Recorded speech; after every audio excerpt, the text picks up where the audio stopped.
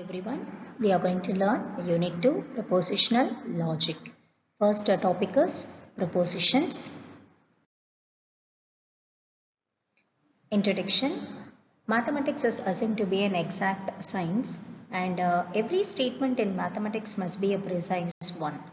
So there cannot be any statement in mathematics without proof, or if we have a proof, that each proof needs a proper reasoning. So what do you mean by proper reasoning? Which involves the proper reasoning will have some logic. So the logic is nothing but a science of reasoning.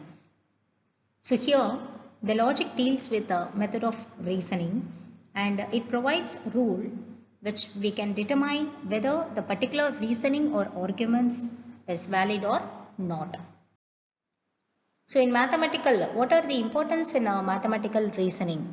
So the logic has numerical applications in computer science which verifies the correctness of programs and they prove the theorems in natural and physical sciences to draw the conclusion from experiments and also in our daily lives.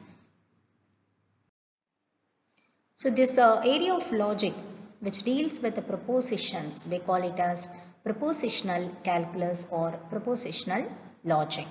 So this was first discussed by British mathematician George Boole. So we call this logical propositional logics as Boolean logic.